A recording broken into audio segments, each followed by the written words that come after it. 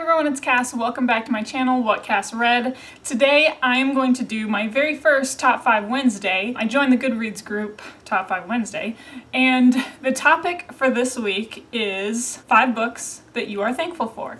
So for everyone celebrating Thanksgiving in the United States, happy Thanksgiving, and happy Thanksgiving to everyone around the world. You don't have to be living in the United States to be thankful and share your gratefulness during this celebrational season. Yeah, let's get to it. It's 5 books that you are thankful for. It doesn't really matter the reason. So here we go. I'm going to start off with, and that is Demon in My View by Amelia Atwater-Rhodes. This book, I've had this ever since I was 14 years old. I'm thankful for this book because at a time when young adult fiction and young adult fantasy was not as amazing as it is today, there were very few authors that really spoke to me as a teenage girl who was interested in paranormal subjects and vampires and werewolves and ghosts. And there's so many books out there now that address those things, but not when I was a kid. Amelia Atwater-Rhodes became my very first author crush. She's actually only 3 years older than me, and she published her very first book when she was 14 years old, In the Forest of the Night, which I have. She became my very first female author role model as someone who was really close in age to me, because I was like, if she can write a book at age 14, why can't I? And she really just kind of ignited this whole you can do anything you want to, you can be a writer if you want to, you can go to college and read books for a living if you want to. She really did that for me. Okay, then book number 2 is Robin Hobb, Assassin's Apprentice. I recently featured this in a book haul, and I am thankful for this book because this is the book that got me out of my great reading slump of 2017. I was in the middle of 3 books, not enjoying any of them. I stumbled across this one in the bookstore, gave it a go, and then it just reignited reading again for me in 2017. Okay, the next book that we have to talk about, it's Theft of Swords by Michael J. Sullivan. This is volume 1 of the Rayeria Revelations. And there's actually 2 books in one in here. I am crediting Theft of Swords for bringing me into the fandom of Michael J. Sullivan. He is now my newest, current favorite fantasy writer. He is so accessible. His stories are really compelling without bogging you down in all the details that sometimes fantasy can get you in. I also like the treatment of kind of the fantasy worlds that we're accustomed to, where, there's elves and there's magic and there's humans. Well, in this series, it's actually really interesting because the elves are actually looked down upon.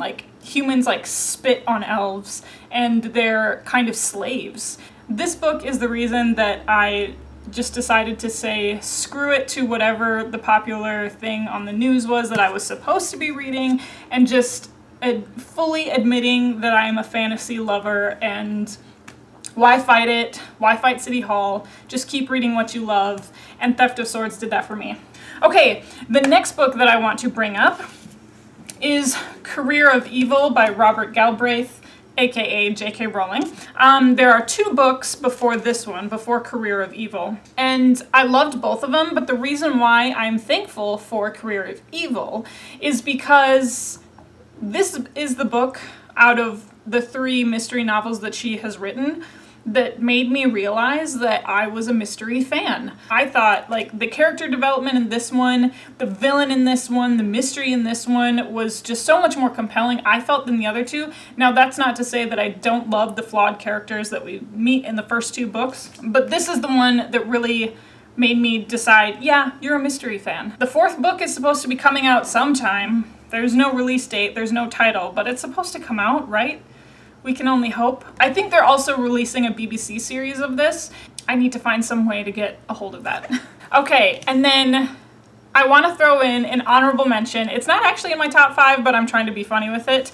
I am thankful for the London Mini A to Z, because for those of you who have ever been to London, this is your survival guide. I studied abroad. I wouldn't have been able to navigate anywhere without this book forever in my possession, A to Z. If you ever go to London, pick one up. It's not going to be weird if you're a tourist carrying it around, because even citizens have this book. Everybody has this book. That's just a little bonus. And then the final book that I am thankful for is Harry Potter and the Goblet of Fire by J.K. Rowling. Now, I could cheat and say the whole Harry Potter series, because who isn't in love with this series? It's this particular book that I'm thankful for, and this is a really sentimental reason. Because I shared with you all in my booktuber newbie tag that I can link below, I shared with you all that my grandfather was the one who got me into reading, and he has since passed away. On the inside of this cover, you probably can't see it, is a message written from my grandfather dated August 9th in the year 2000. And he passed away on my 21st birthday, and so we're coming up on his 10-year anniversary passing. And so whenever I get a little bit sad, whenever I miss him, I kind of pull out this book and read his little note. I mean, this book is so old.